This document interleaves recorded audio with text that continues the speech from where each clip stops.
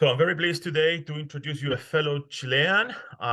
Today we have Sebastian Edwards. He's the Henry Ford Professor of International Economics at the University of California, Los Angeles. He is the co-director of the National Bureau of Economic Research Africa Project and previously served as the chief economist for Latin America at the World Bank. His research interests include emerging markets, currency crisis, capital markets, Latin America, monetary policy, and the Federal Reserve. Today, he's here to talk about his new book, to be published, I believe, right, by the Princeton University Press in May. The title is The Chile Project, the story of the Chicago Boys and the downfall of neoliberalism. Welcome, Sebastian. Thank you, Ivan. It's a great pleasure to be here and to be able to talk about my book, which, as Ivan pointed out, is not out yet, although it does exist in physical form. I got my 10 author copies, and the FedEx guy left them outside, and it rained that day, and they all got ruined. So I called Princeton, and I told them what happened. I didn't quite ask them to send more, and they were very generous, and they sent another 10, which the FedEx guy put and placed outside my house, and it rained again, and they were ruined again. So I have 20 copies of ruined. This is one of the best, the one that is in best shape. So anyway, the book is coming out officially in May. I think that if you purchase it through Amazon, it will be probably delivered a little earlier. I saw that John Cochran is here, and he was very kind, and he wrote a blurb, which is very nice. Many people have told me that the fact that both John Cochran and Danny Roderick wrote blurbs can be interpreted in different ways. So one way is that the book has no backbone, so everyone likes it. And another interpretation is that it's a really, really good book and everyone likes it. But anyway, let's jump into the topic. The topic, the book covers many, many different aspects of history of thought, economics, public policy, and the like. And it is centered around the Chicago Boys and the Chilean experience. Let me tell you more or less the kind of questions and issues that are addressed in the book. And I will talk about them one at a time. And of course, feel free to interrupt and ask questions at any time. So the first one is the Chilean experiment with markets itself. What happened in Chile and how Chile moved from being a truly mediocre country in a truly mediocre region, Latin America, into being the brightest star in Latin America by far. So it's just a fact and tell you the story because not everyone knows what happened. But it is very interesting. The second question has to do with neoliberalism, and is related to the seminar that we had a couple of weeks ago here in the same venue when we talk about German order liberalism and so on. And here there are two issues. Why do I call the Chilean experience a neoliberal experience? But maybe deeper than that, what is neoliberalism? And I analyze the term and the evolution that it has had through time. And there's quite a few relation between what I'm going to do and what I do in the book and our previous seminar of a couple of weeks ago. Then we'll talk about Chicago and how the Chicago Boys became Chicago Boys. And I'm going to focus on three main characters from the Chicago School. Milton, of course, Al Harberger, and Gary Becker. And of course, there are many, many more that had a very significant influence in what happened. Many of Milton's detractors and critics have pointed out the fact that he met with Pinochet, the Chilean dictator, in 1975, and they claim that the violation of human rights, the tortures, and other things that happened at the political level were inspired by Milton. And this is something that he worried about. I mean, he would say that he didn't worry too much, but he did. him and I, or let me put it this way, I was fortunate enough to serve in Arnold Schwarzenegger's Council for Economic Advisors, which was chaired by George Shultz. And Milton was a member of the council. And when we met in Sacramento, I talked to him frequently, not every time, but several times, about what happened to him in Chile. And it clearly bothered him that he got such bad press, including the fact that when he was awarded the Nobel Prize, someone dressed in tails and white tie screamed from the public that he was an accomplice of the dictatorship. So I'll talk about him, about Harvard, and about Gary. And then I'm going to talk about the Great Persuasion, how the left of center governments, when they replaced the dictatorship in Chile, instead of rejecting and moving away from what I call the neoliberal policies of the Chicago Boys, they embraced them.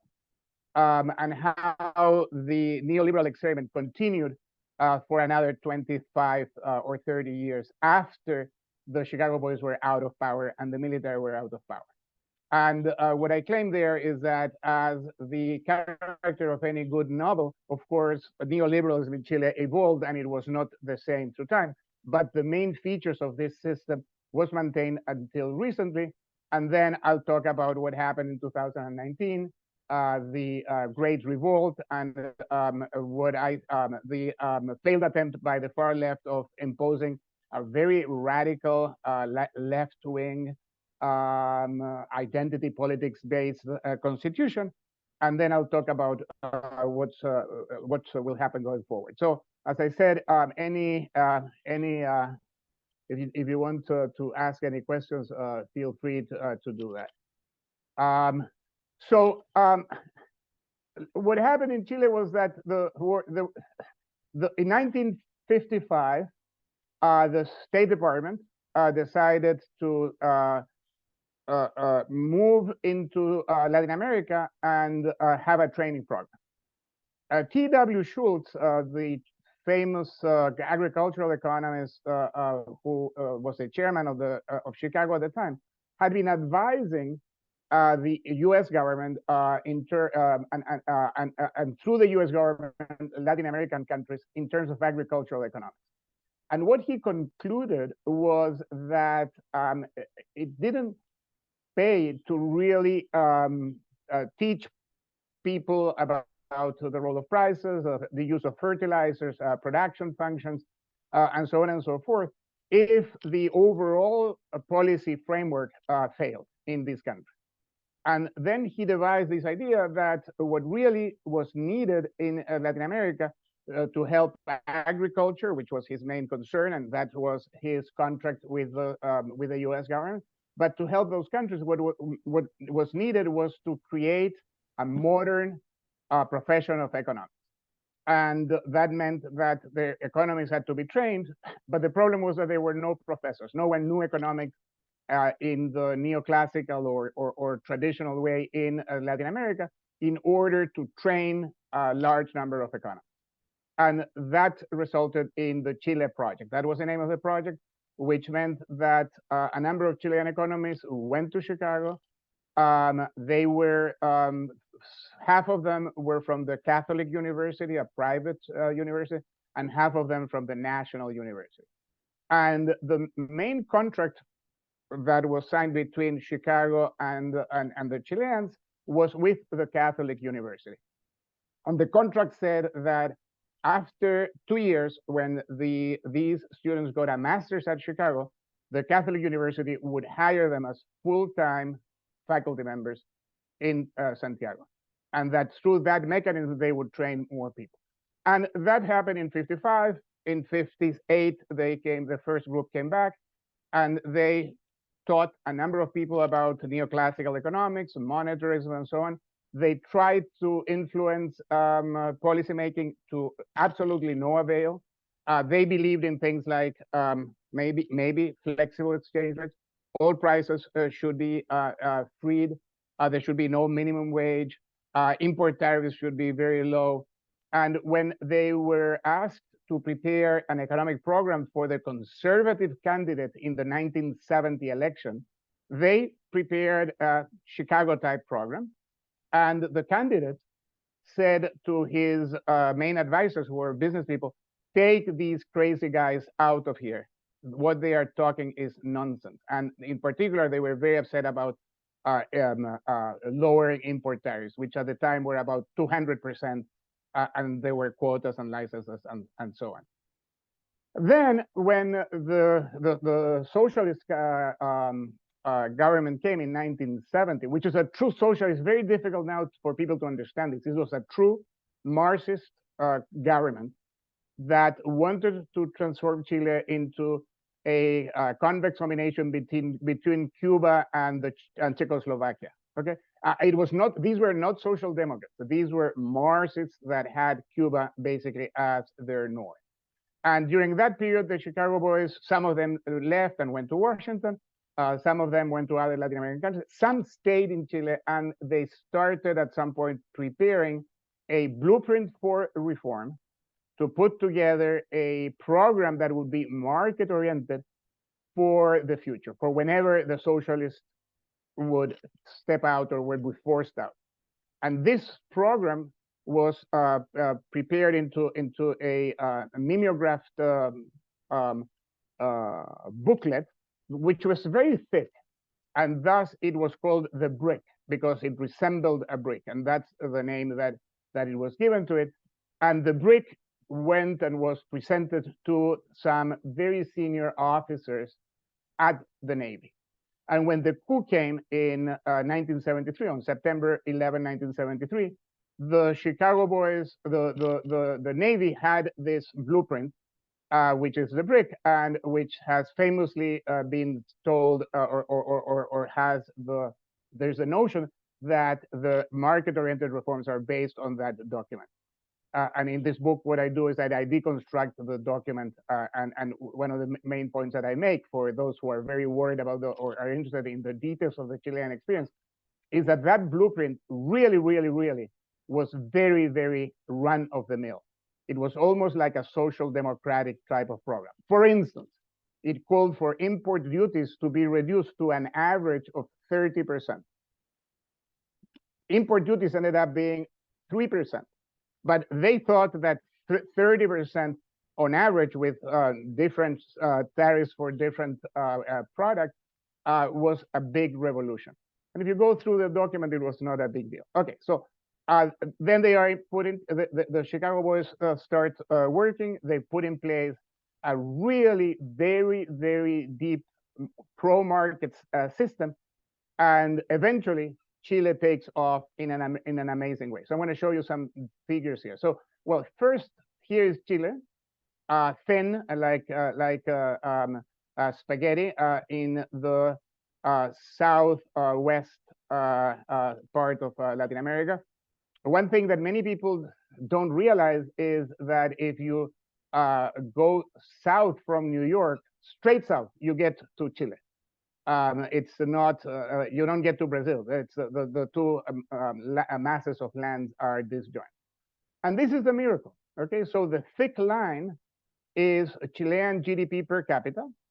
And you can see that in 1982, all the way to 86, 88, it's at the bottom. And in particular, at that time, or even maybe a little later, 1989, which is an important year because it's the year of the presidential election that brings Chile back to democratic rule. Chile, Ecuador, and Costa Rica have the same income per capita.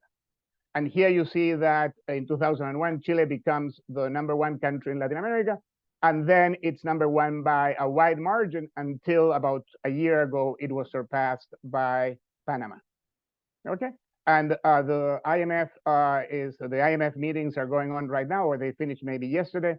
The new World Economic Outlook for Latin America, the forecast by the IMF is that Chile will be surpassed, and now also by Uruguay. So it will go from being the #1 to being #3. And that's part of what I say is the downfall of Latin America. By the way, the #1 in the early parts here is, of course, Venezuela. You can see the collapse of Venezuela which not only doesn't grow anymore, but it actually retrogresses big time. Okay, poverty headcount from 1990, the end of the dictatorship, about 50% of people living under poverty. 2019, 2017, about 6% of people living below the poverty line. Now, the process was not put in place without cost. And here we have the unemployment rate, and you can see that it peaked at over 25% in 1983. And this was after a major crisis that was in part or mostly the consequence of a policy of fixing the exchange rate as a way of bringing down inflation. And fixed exchange rates with ongoing rates of inflation of about 40% resulted in, of course, real overvaluation of the currency, very large current account deficit, and eventually a very sort of historical traditional currency crisis. And the adjustment out of the currency crisis resulted in this very large unemployment. And that episode, this whole high unemployment in people's minds is associated with Milton Friedman.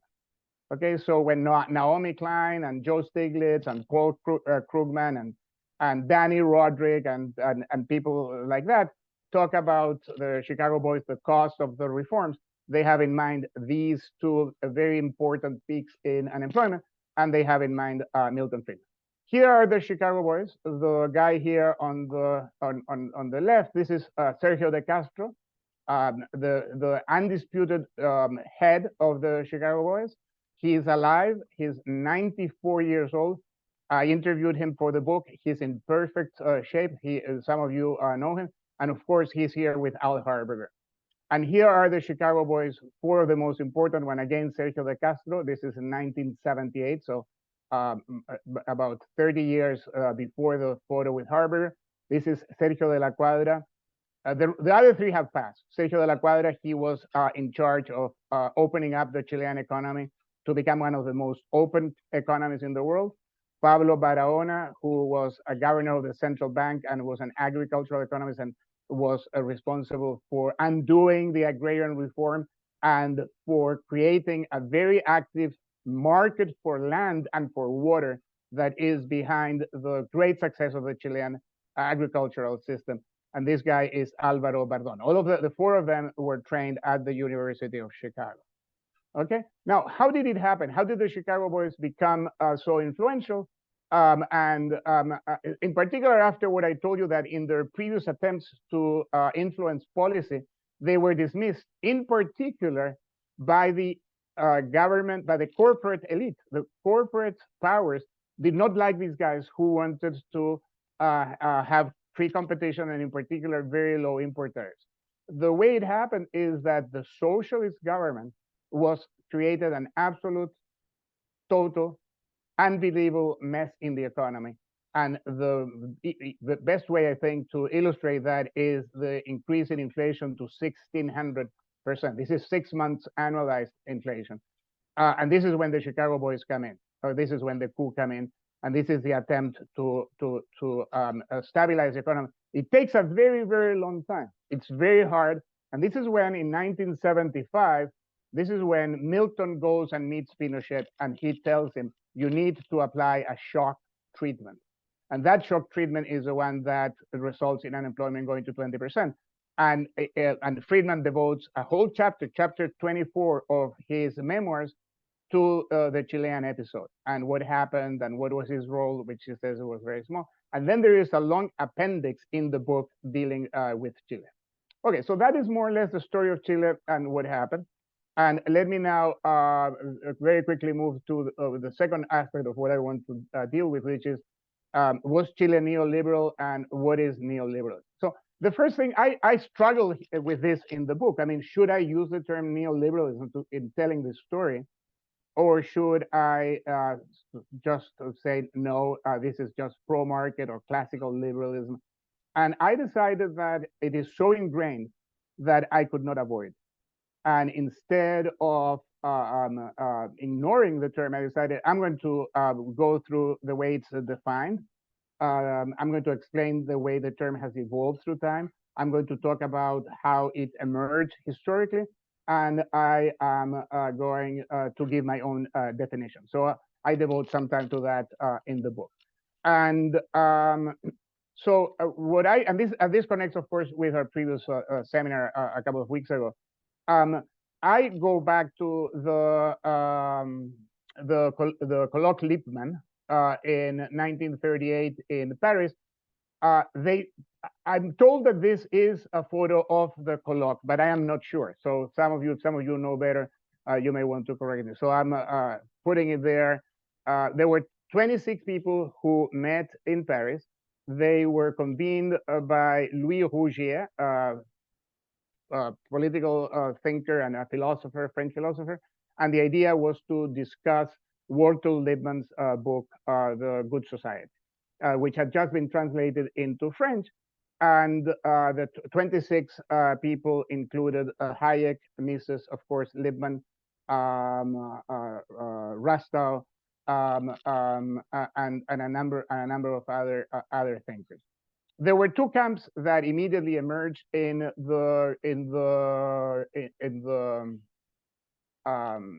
the colloque.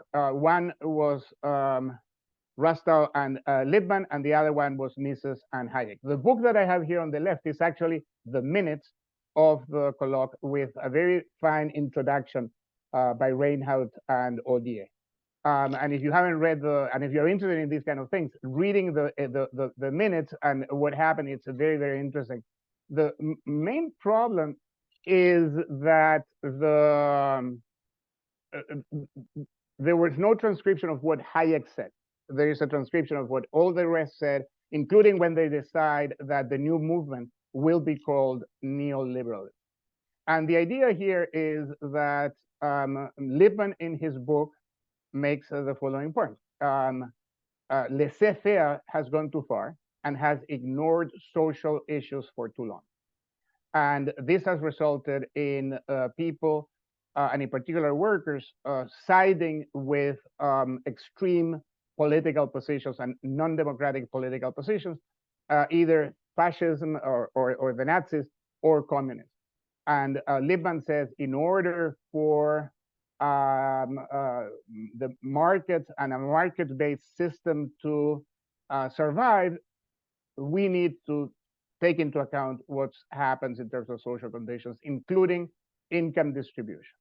And he talks about maldistribution. That's the term that he uses. And he claims that at the heart of this are trusts and monopolies. And Mises in particular, and as I said, we don't know what Hayek said, says no, monopolies are not the result of pollution, they are the result of government policies. Well, you know what Mises says. And there is a big divide, but they still agree that they will form a new institution that will study the ways in which to improve capitalism and competition, and take into account the social conditions and social consequences of capitalism. Now, the war comes, they never meet again. 47, the MPS is created, the Mont Pelerin Society. Only four of the participants in the colloquium are members of the founding group of the Mont Pelerin Society. Neither Lippmann nor Rougier meet. But in contrast to the colloque, where there were no Chicago people, the founding group of the Mont Pelerin Society has 4 Chicago faculty. Okay, and 1951, Milton writes a little paper on neoliberalism, where he basically says the same thing as Walter Lippmann, and says laissez-faire on its own sometimes creates some social problems, and it's important that using the right type of policies, we address those issues. He doesn't quite talk about the negative income tax, but it is in that direction. As far as I know, is the only time that Milton wrote about neoliberalism in his career. I've looked everywhere, but if you find another place, that's fine. Now, is Chile a neoliberal? So what is neoliberalism for me? So the term has evolved. It has now become a bastardized term. It's a bad word. It's tossed around to accuse your people's opponents and so on. It's become totally ridiculous, right? There is an article in the New Yorker that says that Larry Summers, of all people, is a neoliberal. Then the new book on neoliberalism that's published last year, it says that the U.S. for the last 40 years has been under the thumb of neoliberals. So it's become a very wide term that doesn't make much sense. I defined in this book. I talk about Michael Sandel's, a Harvard philosopher's definition. And what Sandel says is that neoliberalism is the marketization of everything. And I say, no, that's a caricature. What about the marketization of almost everything? And almost is only one word, but I claim it makes a big difference. And I say neoliberalism is going to be a type of capitalist system where the market is used to solve almost every problem that society faces. For instance, they're going to be, Mike, I'll get to you in a second. For instance, they're going to, we're going to use the market for school vouchers. We're going to use markets for health solutions. We're going to use markets for culture. We're going to use markets to solve old age pensions. And the market is going to be the preferred channel through which we're going to solve almost every policy and allocate and provide social services. Okay? So it is a very pure, if you want, form of capitalism, which does not mean that they don't care about social conditions, but the way you deal with social conditions is by providing subsidies on the demand side rather than the supply side. So, Mike, let me give you one more second. So was Chile a neoliberal system? What I have here is, and you may think whatever you want about these rankings. This is a ranking of the Fraser Institute. And in 2007, Chile is ranked the #5 country in terms of economic freedom.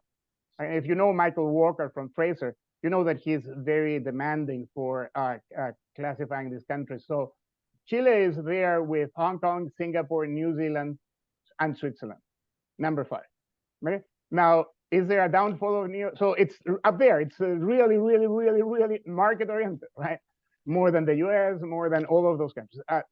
20 years later, or 15 years later, it has declined to #33 in the ranking. Okay?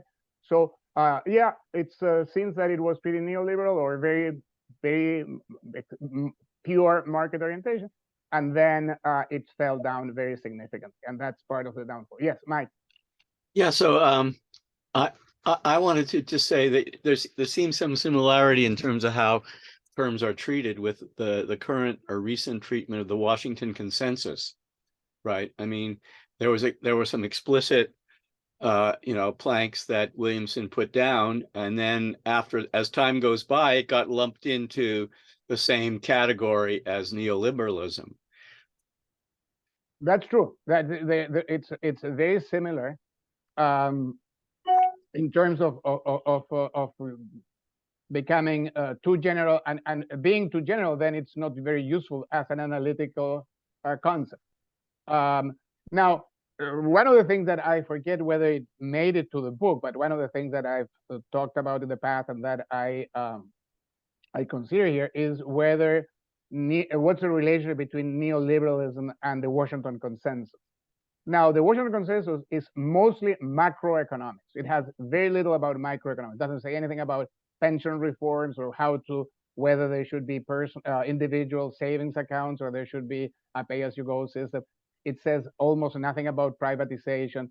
It's mostly macro, what John Williamson did. And in fact, I was there when he did the list. We had a conference at what is now the Peterson Institute, then was the Institute for International Economics.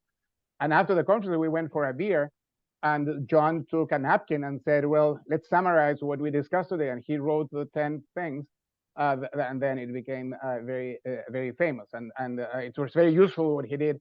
But in particular, John Williamson, who was a good economist, although we didn't agree on many things, had a very good idea of coining terms. He also coined the term the crawling peg, which anyone who does exchange rates is familiar with. Okay, so let me continue if there are no other questions for now. Then so the reforms are put in place, and I in the book I go in great detail through 5 phases of neoliberalism.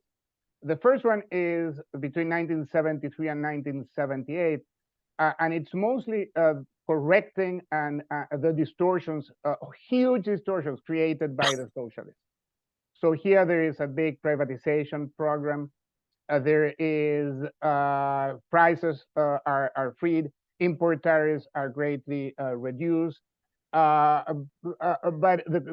and most of these things are based on the document. John, I see you. I'll get to you in a second. By the document that was prepared in 1973 for the Navy. But really, it's more like a neoliberal, a social democrat program. Little by little, the Chicago boys realized 2 things. One is that the military have outsourced most of the economics to them, and that they have more power than they thought they would have. And 2, they realized that the military were going to stay for a pretty long time in power. So they had time to experiment, right? And by little by little, they start lowering, say, import tariffs a little more. And things happen. There's a group in the military that is against that because it means that, say, some heavy manufacturing industry doesn't have protection and is going to disappear, and they don't like that because they are very nationalistic. But at the end, they can do that. So, but in 1978, the first real attempt at major things takes place with a speech given by Pinochet called the 7 Modernizations, and I'll talk about that after I ask John Cochran to.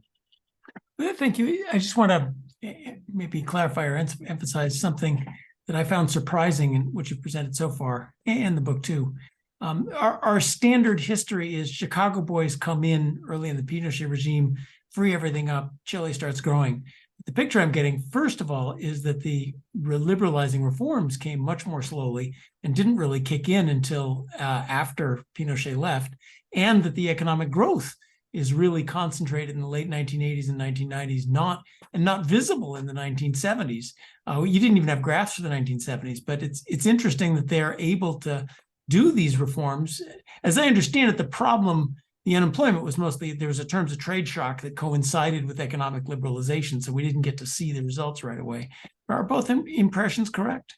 Yeah, you are pretty much right. The terms of trade shock, let me start with that, was important. The price of copper went down very significantly, and that made things more difficult. But it was not the main cause of the adjustment.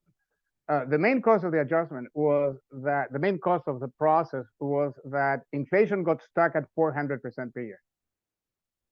So the government, the military come in September 73.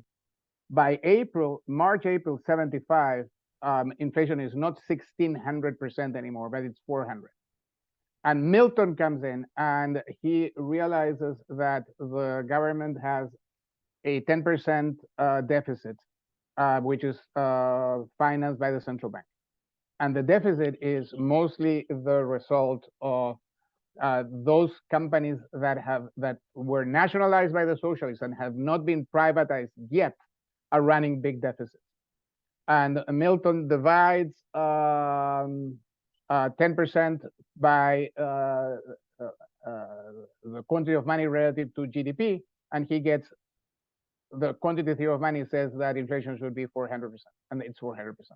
And he tells Pinochet, you need to apply a shock treatment. We don't know that except that Milton writes a letter to Pinochet, which he makes public, and it's public. And I asked him several times whether he was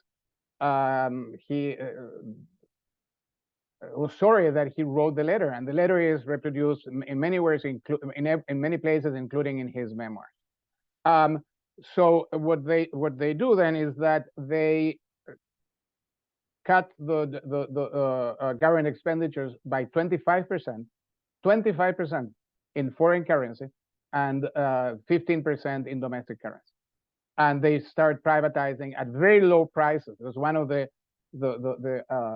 points that is made about corruption of the military is that they sell these companies at a very low price. And the reason they want to do that is that they don't want to deal with the big deficit of these companies. And but the shock is very major, and it's one of the big jumps in unemployment. And then inflation gets stuck at around, it's not 400, but 100 or 80. And then influenced again by Chicago, but another branch of Chicago, indirectly by Bob Mandel through Larry Shasta and Harry Johnson and Jacob, they fixed the exchange rate, okay, as a way to bring down inflation, under the assumption that if you have a fixed exchange rate and no barriers to trade, which by now are much lower, maybe 15% import duties, you're going to have a very fast convergence of domestic and international inflation. Okay?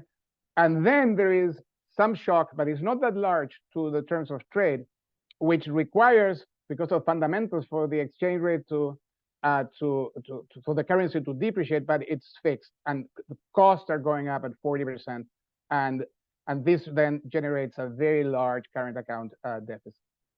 At the same time, interest rate differentials, they are slowly opening up the capital account, and big conglomerates and large firms are taking advantage of that because they can borrow in dollars at maybe 1/5 of the cost of capital in pesos. But then when the devaluation is put in place, they all go bankrupt. And literally every single bank in Chile goes bankrupt and now reverts after 10 years or 9 years of the military. They are now all owned. They achieve what the socialists had not achieved, which is they now own every single bank because they all go bankrupt, right? And then they have to get out of that. So a combination of all of these things results in the fact that, as you say, by 1989, income per capita has grown at maybe 0.2% per year since the dictatorship. But the bases are all there for the economy to take off. And it's beginning to take off. The last 4 years are positive at 4%, 5%, 6% growth. But if you take the long period, the 17 years, there's almost no growth. And when the new government comes in, the big positive there is that they recognize that things are beginning to work very well. And instead of the people who come in, many of the cabinet members have been tortured, persecuted, and exiled by Pinochet. So you would have understood that they had turned their backs to this and go back to ECLAC and protectionism and all of that, and they did not. In fact, the first really important speech that Alejandro Foxley, the first finance minister after the return to democracy, he says, we are going to lower import duties from 11% to 6% because Pinochet is too protectionist. And everyone is shocked. They thought that they were going to increase them to 50%, which is the tradition of Latin America. So you're absolutely right. That's what happens. But they set the whole system. They already have created the individual accounts pension system that is fundamental for the capital markets to take off. They have lowered import tariffs, which increases greatly total factor productivity. They have put in place a very robust mining law that results in attracting huge amounts of investment into the mining sector. So all of that is already there, and then it takes off. I just wanted to point out, because it's remarkable to have 17 years of painful microeconomic liberalization, nothing to show for it, and you keep at it when the government changes. That's well, it's not, but remember what I just said. It's not nothing. After, let me go on. Go ahead. Yeah. So let me go on and within those taking into account the issue that you have raised. So the first phase is sort of mild neoliberalism, if you want. Then there is the neoliberal regime with the 7 modernizations, where there is health, education, culture, decentralization, and markets. The market mechanism is applied to almost everything. At that time, the exchange rate is fixed. And in 82 is the big crisis where the exchange rate the currency is devalued big time, and all the banks go bankrupt and all large firms go bankrupt. And the way Chile solved this is again by going to the market system. So they put in place the most audacious and most creative debt equity swaps program in the world. So you could go to New York, buy defaulted bank loans from Chile at a great discount, and then you brought these loans to Chile and you could exchange them for shares in companies that the government had just taken over but now was nationalizing, and you now owned companies at a great with great advantage. So instead of just risk, they said, well, there's a secondary market for this debt. Let's use it and let's do the debt equity swaps. So in 84, a second generation of Chicago boys comes in. And this second generation, there are two characteristics. First, some of them did not go to Chicago, but are totally imbued in the Chicago view of the world. In part because their undergrad was at Católica, the Catholic University, and they had been taught by the Chicago boys. And number two, they are younger. And they become, this is the phase that I call pragmatic neoliberalism. And their main concern is to privatize everything, to maintain markets, allocating everything, to strengthen the capital markets, to make sure that it's understood that the rule of law is being maintained, to attract foreign investment, and to have a flexible exchange rate. So they move from Mandel to Friedman.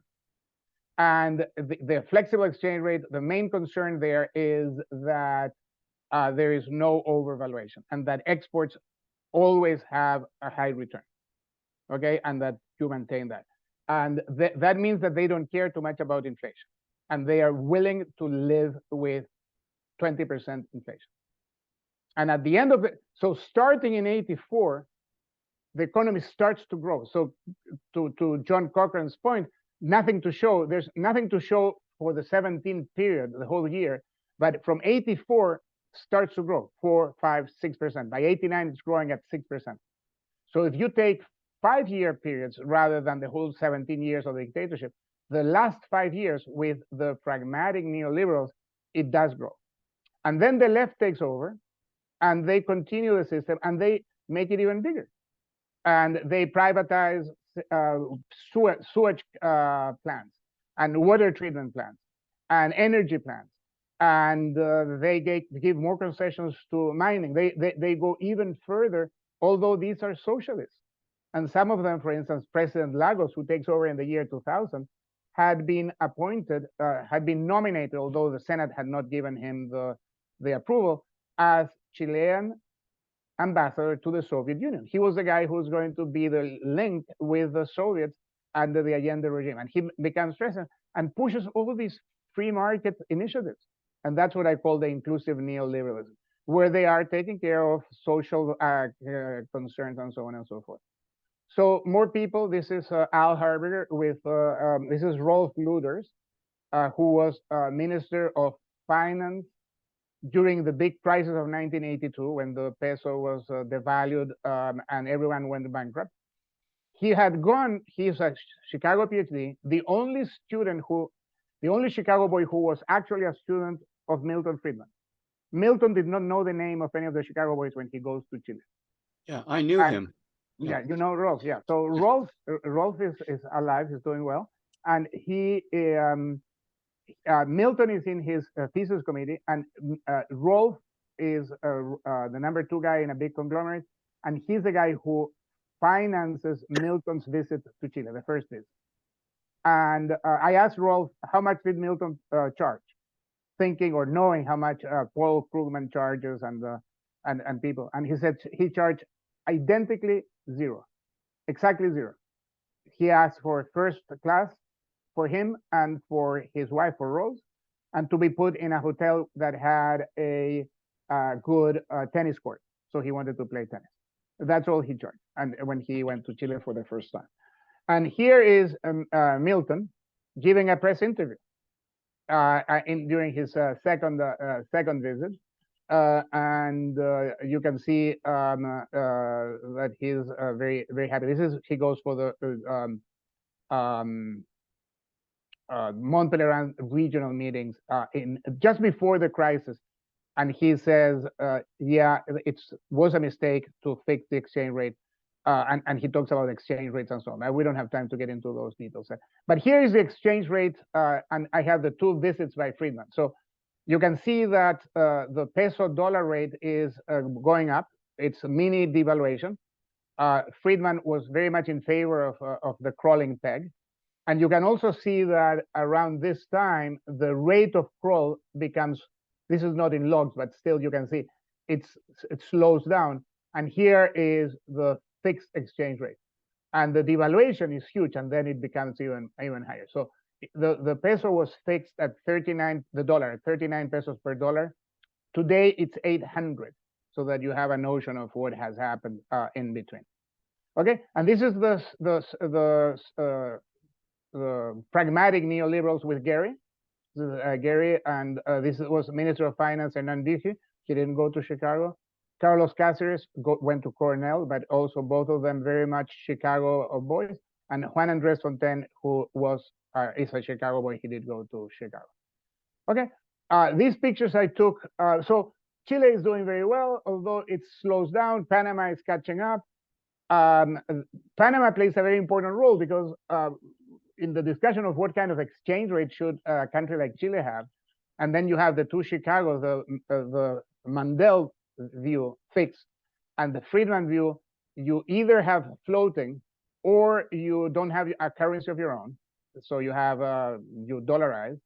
There's a big discussion. And Al Harber always said, if you are Panama, you can have a fixed exchange rate because your foreign exchange earnings are very stable.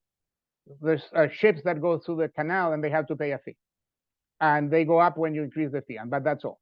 And Chile is the price of copper, which is very volatile. So having a fixed exchange rate in a country like Chile is very difficult. Okay?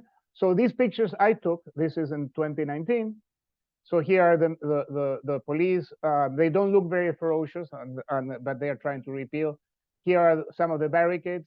And this is a good graffiti. It says, neoliberalism was born and will die in Chile. Okay?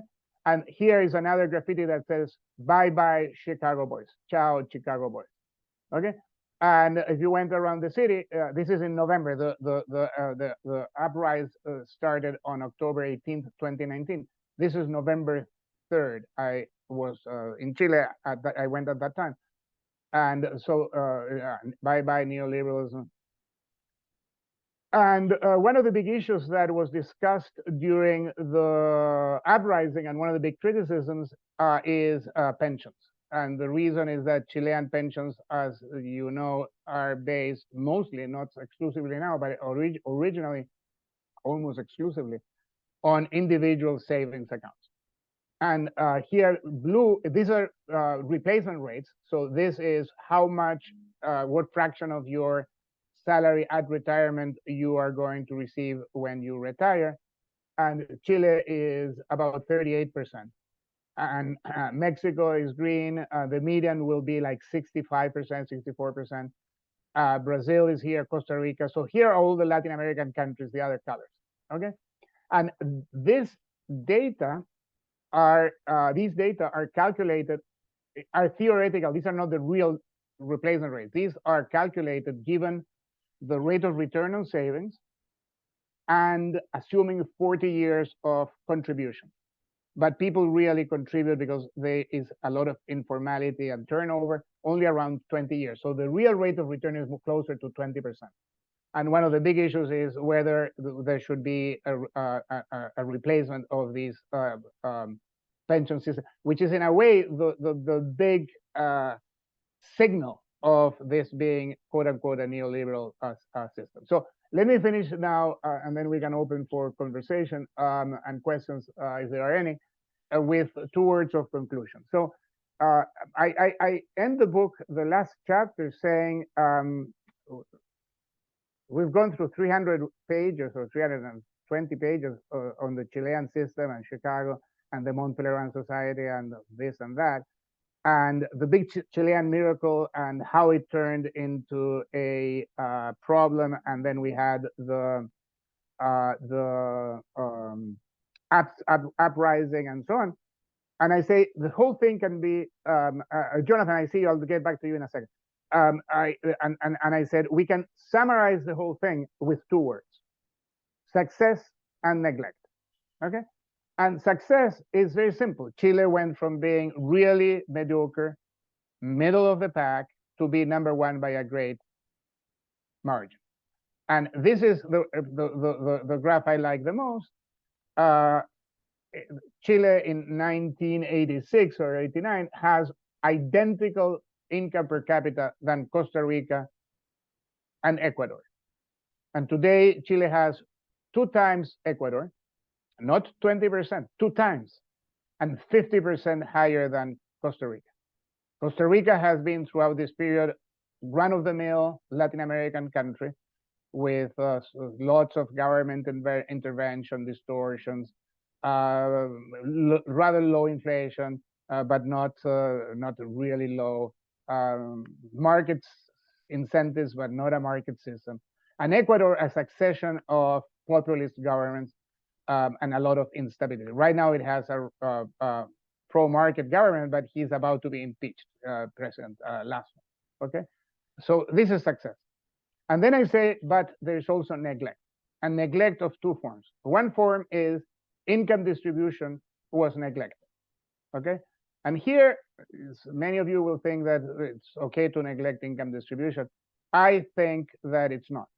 And it's not okay because people care about income distribution. So what I have here is for the OECD, a measure that I find to be quite, it's very simple. It's called the Palmer ratio, and it is the 10% higher income over the 40% lower income, the ratio. And the median is just above 1, around 1. And Chile is the second highest at 2.6. The only one that has more unequal distribution is Costa Rica. Is this before or after taxes and transfers? This is after taxes and transfers. That's a very important point. Chile, there's no change after taxes and transfers. So the Gini, for instance, before taxes and transfers in Chile is the same as the UK, around 46. After taxes and transfers, the UK Gini is 34. Chile is 46. Okay, so taxes and transfers in Chile do very little, or if anything. We can get into this. There are lots of issues here. Piketty claims that this is much worse, but I don't trust the Piketty data. So I mention it in the book that it may be worse than the official data, but I don't trust the Piketty data, and I don't think it has been vetted enough. But this is one neglect, one aspect of neglect. But my main concern, or my main point about neglect, is that the main neglect was that the pro-market people neglected defending the system. And they declared that they had won, or we had won, the war of ideas, and then they went home.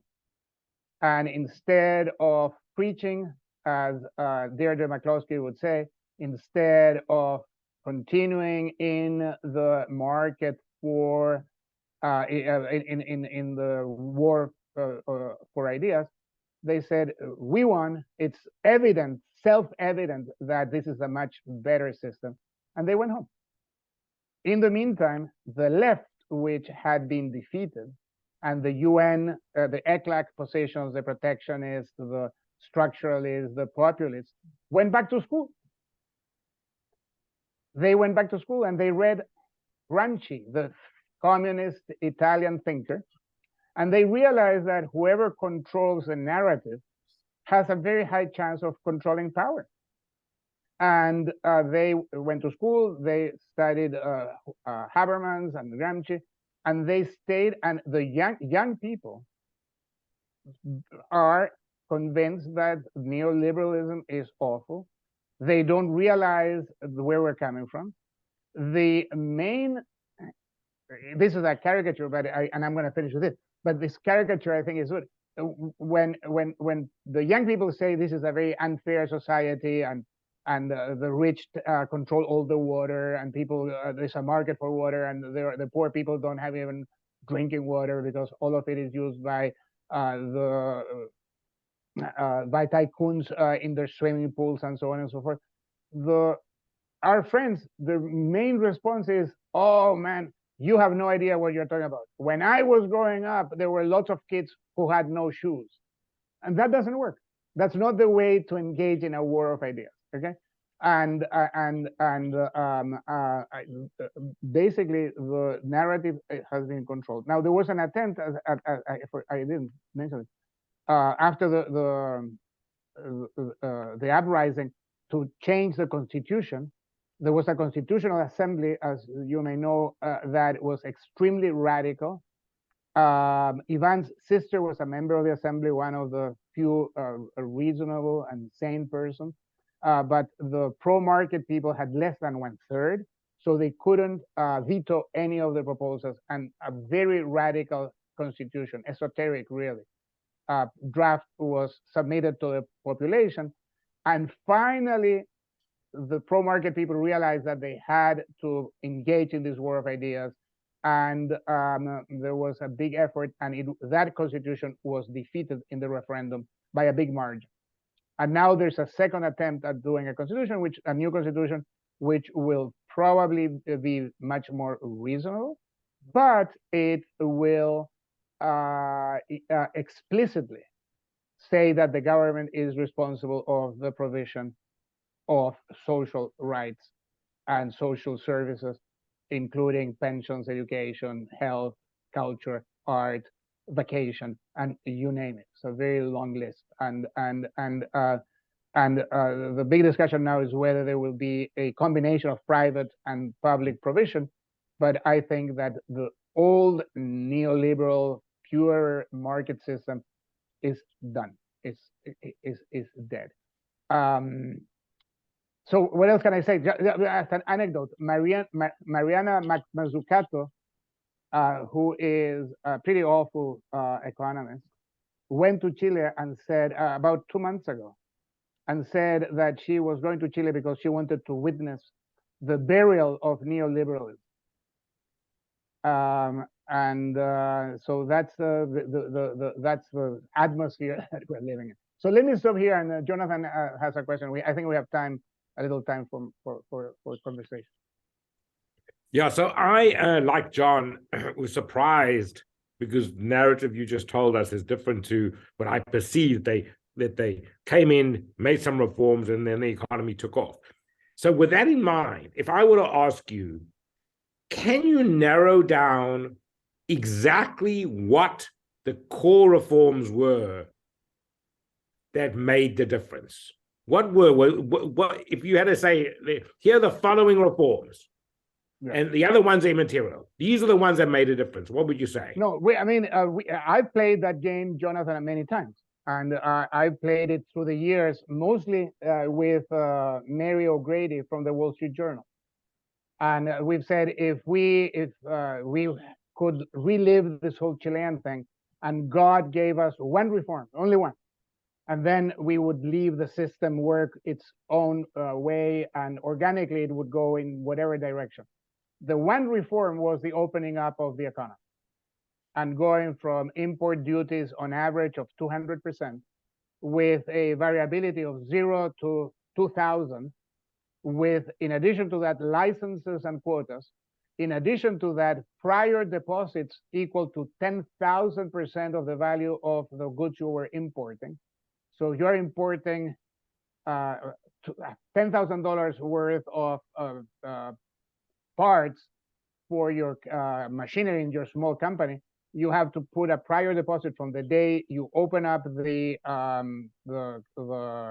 line of credit to the time the merchandise arrives of 10,000%. Going from that to a uniform, completely uniform import duty tariff of 3% made a huge difference. it meant that a large number of very inefficient, heavy industry companies disappeared. And that there was a very costly reallocation of resources that resulted in Chile exporting everything that it exports now, which creates a big controversy. For instance, if you go to Beijing for the holidays, the cherries, they are all the same size, identical size. They all have the same beautiful color. They all have the same taste, the exact amount of bitterness and sweetness. They all come from Chile, all right? And the left says we are exporting natural resources and we are not exporting Teslas, right? So part of the conversation now has to do with industrial policy, has to do with that kind of thing. But opening up the economy was the main thing. Now, having said that, opening up the economy with a fixed exchange rate got Chile into big trouble. And the reason why there was this crisis in 1982 was exactly because they opened up the economy, but the exchange rate in real terms became very significantly overvalued. And what Chile has now is a floating exchange rate, flexible. It responds to fundamentals and also to political events. It went all the way to higher than 1,000 pesos per dollar during the uprising. It's now at around 800. So the peso strengthened very significantly after losing a lot of value. So opening up is the number one thing. Now, other important policies, of course, were the privatization. About 1,000 companies were privatized. And that was very important. And opening up, and the pension reform was very important, both for on its own, as a philosophical issue that you are responsible for your own destiny. So you know that you're going to get old and you're not going to work during your old age, and you have to save. And again, this is a bone of great contention. The left says, no, we need solidarity. When you get old, other people have to help you, right? And so but the pension reform was very, very important because it created a capital market. The capital market is about to get related to the assets under management by the pension administrators is about to get to 200 billion, which sounds little for the US, but it is about 2/3 of GDP. So for US purposes, it would be, I don't know, 15 trillion equivalent, right? And it's very sophisticated. It allows companies to fund themselves by issuing stock or issuing bonds. The funds are highly regulated, and it's very, very important. But going back to your question, opening up, everything follows from opening up. If you have a really open economy, you cannot have very high inflation. If you have a really open economy, you cannot have a very large deficit. If you have a really open economy in the trades, on the good side, you eventually have to open the capital account and allow for capital to move in and out freely. Because otherwise, people are going to over-invoice, under-invoice, and will bring capital disguised as goods. The fact that those import tariffs are uniform is very important, right? So I have here, this is my heart medicine, and this is my very expensive watch. If you import these into Chile, they pay identical import duty. If you do it into any other country, the importer of this very expensive watch will try to convince the customs official that it's medicine in order not to pay any duty, right? So all the lobbying went away. So anyway, that's the game we played with Mayor Grady, and we tend to agree that once you open the economy, the rest will follow. Yes, Ivan. Yeah, what role, if any, did the second Bachelet government play in the downfall of neoliberalism? Do you think it played a significant role? Yeah, it plays. So in my slide where I say the different phases, I date the beginning of the downfall in 2015, which is the second year of the second Bachelet government. Mm-hmm. So I think that not everyone, but many people here in the group that are listening to this are economists. The first Bachelet government, who is Bachelet? Bachelet is the first Chilean woman. She was, she's a doctor, a medical doctor. She is, or was in her youth, a Marxist. And her father was one of the very few generals in the armed forces who sided with Allende. And General Bachelet was put in jail and died while in prison under the junta, and he became a hero of the left. And his daughter, Michelle Bachelet, was appointed Minister of Defense as a gesture by President Lagos, and then everyone was surprised. She became very popular and was elected president, and in her first term. And her first term then she was replaced by Sebastian Piñera, an economist, a graduate of Harvard, and Católica, very much influenced by the Chicago Boys. And then she had a second term. This is what Ivan is asking, her second term. In the second term, she added to her coalition the Communist Party. Okay? So her coalition, which was center-left Social Democrats, now was the same in the second, plus the Communists. In the first, this is all story, I wanted to get to this way. In the first, in her first administration, her Minister of Finance was Andrés Velasco, who now is the Dean of the Public Policy School at the London School of Economics. So what I say is that already should have told you everything. She gets rid of Velasco, who is a good economist, and replaces him by the communists. So of course, we're going to be going downhill. And it plays a very important role because the uprising is beginning. There's a lot of turmoil. There are lots of demonstrations by students who are demanding better infrastructure. They demand lowering the tuition in the public university. And this is part of the neoliberal model. I mean, in Chile until very recently, public universities had the same tuition as private universities. So you went to the university where Ivan used to teach, Los Andes, which is a very fine private university. Until recently, the tuition for business administration was the same as the University of Chile, which was a public university.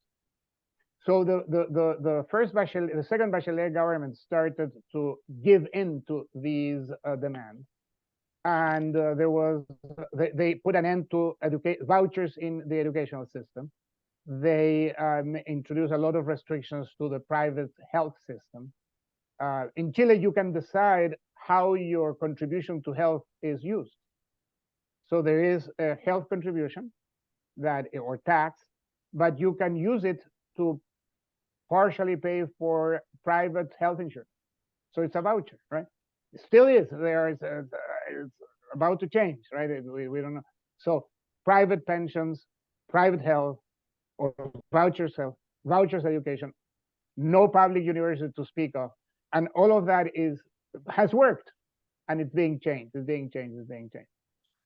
And if I may ask, maybe the last question, you mentioned the importance of the neglect of the war of ideas, right? And this is something that I guess we also worry about in the US as well. To what extent is the neglect? Is there a neglect or a very strong monopoly of the far left of the education system that is causing this complete ignorance in younger generations about history, economics, etc.? Is there a neglect by public intellectuals, or is there a capture of the education system? Well, it's a combination, but God did not decide that university professors, either here or in France or in Chile, are all going to be left-wing. That's a result of the organic functioning of the system, right? Mm-hmm. Now, what is interesting about Chile is that the Chicago Boys were preaching without success for 15 years at Católica, and they ran into a wall on the left. They ran into a wall against the government. Their main opponents were the protectionist ECLAC, the United Nations Economic Commission for Latin America, Raul Prebisch and that crowd. And they also ran into a wall in the corporate sector, which was very protectionist and rent-seeking, right? So, but the Chicago Boys were preaching and preaching and preaching and preaching. And then we had, when the dictatorship came, the pro-market ideas, they did create, and I talk in the book, two think tanks that were very important. And Hayek was the honorary president of one of them, the Center for Public Studies. And they were the hosts of to Bob Lucas, Jim Heckman, Gary, Harberger many times, and so on and so forth. Armen Alkian, my colleague here at UCLA, was a member of the board. It was, but little by little, people they stopped being actively engaged in the war of ideas. And the notion, as I said earlier, is that they declared victory, and they went and joined the older ones corporate boards, and the younger ones did other things. And today, the Catholic University has identically zero impact in public opinion. Zero. It's completely disappeared, right? There is not a single TV newscaster that is defends markets. Not one, right? There's no Tucker Carlson. There's no one, right? Sean Hannity.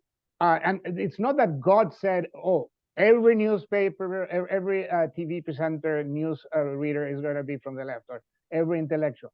That's because I think we don't pay enough attention to it. And as I said, the left, they licked the wounds, and they read Gramsci, right? And they read the issue of hegemony, the whole question that cultural hegemony is very important. So this is always endogenous. It's what Ivan says is true. They captured it, but they captured it because we allowed them to capture it. And that's why I think it's very important now what's happened at Stanford, where there are people standing up to the DEI madness, the Chicago principles on law schools. And I hope that more and more people stand up to this. But if we don't react to it, of course they're going to capture it, because the strategy is to acquire an hegemony in the intellectual fields. Now, when I say this, which I say with some frequency, usually the audience is like this audience, which are people who are committed to fighting the war on ideas. So I'm making this point to the converted, but I think that it should be made again and again. Paulo. Hi. So you said something that I want to link with what Jonathan asked.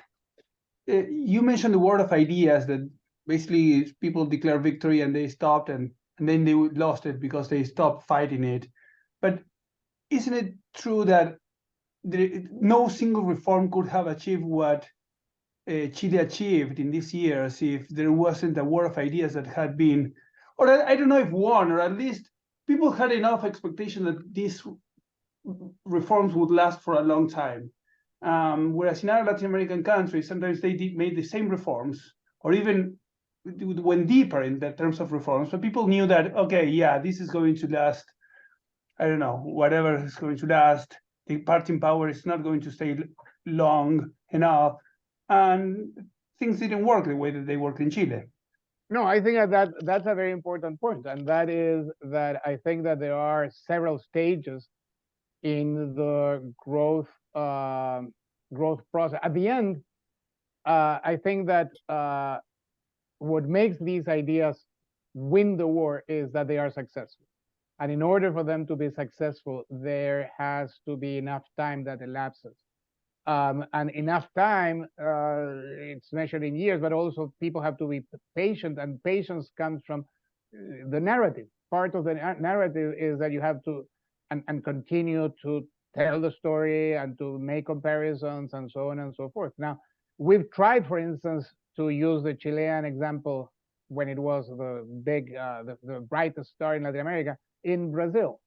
And the Brazilians just shrug their shoulders and they say, we export in manufacturing goods more than all of the GDP of Chile. There's nothing we can learn from such a small country, right? But slowly, I mean, Paulo Guedes understood that there was something that he could learn from Chile, and now Perserida is trying to push for again those. But I think that you're right. What Chile is the only country in Latin America that was able to go to the second phase in the growth process. I think that the first phase is mostly total factor productivity that is driving growth. And after that, if it works, then you get more investment, and then you share the source of growth between capital accumulation and more total factor productivity. The most interesting case is El Salvador, which now, because of Bukele, is in the news again. But El Salvador copycat the Chilean reforms to a great detail. And they had Chilean sort of mid-level Chicago boys as advisors. And some of them moved to San Salvador to live there and to help guide the reform. And you see the reforms and growth, the first 5 years of El Salvador, the first 5 years of Chile, it's almost the same. And then El Salvador faltered. Because at the end of the war, when the civil war in El Salvador ended, total factor productivity jumped, but then there was no investment that followed because of, now with Bukele, maybe there will be, and it's going to be a different story. Andy. Hi, Sebastian. I look forward to reading this book. A few years ago at Hoover, Al Harburger was there, and there was discussion of Chile came up. He seemed to suggest that the core issue that's creating problems down there it was social mobility. It wasn't the distribution of income per se, that's more of a symptom, but it was more of social mobility. You might have been there at that conference. I was wondering how you view Al Harburger's assessment of what's going on. I was not at that conference, but as you may know, I am Al's greatest friend and colleague, and I was a student of his, and most of what I know in economics I learned from him actually on planes while we traveled around the world. He was advising governments, and I was carrying his briefcase. And I know the story. So he tells the story of going to the Gentleman's Club in 1955, asking people around how many members come from poor peasant families, and people think that this is a really absurd question. They say, of course, none. And he does the same thing in 2005, and the answer is still there's no son of a peasant that is a member. And he tells that story. Al, by the way, is going to be 99 this year, and we're getting ready for his 100th anniversary next year. We're going to have a big party here in Southern Cal. So I think that is still true. There is little social mobility, and we all go a little less now, but we all go to the same schools. And just to give you an example, people that you may know, Andres Velasco, Eduardo Engel, and I went to the same prep school. And I mean, we run into each other during lunchtime, right? I mean, I'm the oldest, then but maybe a year or 2 years younger Eduardo, and then 2 years younger Andres Velasco. And we went to the British prep school. And Ivan went to the same school as my cousins. And there's a network that is, so there is limited mobility, much more than before, but still I think is a problem. And I think that Al does have a point there. Jen? There's a hand up at Jen, but I cannot see Jen. Yeah. You have to unmute yourself, Jen. Hi, can you hear me? Yeah. Hi, thank you so much, Sebastian. So one thing that's just really striking me in this talk, you didn't talk too much about the equation made by the enemies of the Chicago School about capitalism and authoritarianism. But I'm really struck looking at your data that upward tick in GDP is really coming around the same time as the transition to democracy. So I wonder if you could comment on that. And it's in some ways surprising, because that's a big political change, and one could imagine that would create hesitancy around economic activity, but one could also say that seems to have unleashed economic growth or entrepreneurial spirits. So I don't know, what would you say about that? Could you just dilate on that coincidence a bit? Yeah, no, we talked a little bit about that. The basis for growth were set during the Chicago Boys. And as I said earlier, answering John Cochran's question, the last 4 years of the Pinochet regime, growth really did pick up. But because it had been so low or negative in the earlier years, for the period as a whole was not that huge. Now, an interesting question is the one that you ask, is why did investment increase so much and growth picked up and there was no hesitancy, as it were. And I think that part of the issue is that the team that took over was convinced that the reforms were finally bearing fruit. So Alejandro Foxley, who has a PhD from the University of Wisconsin, was the first finance minister when the country went back to democracy. He had been the chief critic of the Chicago Boys. He headed a think tank, a left of center think tank, and he was unrelenting on everything. So the globalization was bad, freeing prices was bad, everything was bad, allowing foreign investment. And then when he takes over, the first thing he does is that he gives a press conference, which was carried in Newsweek, saying we're going to maintain everything.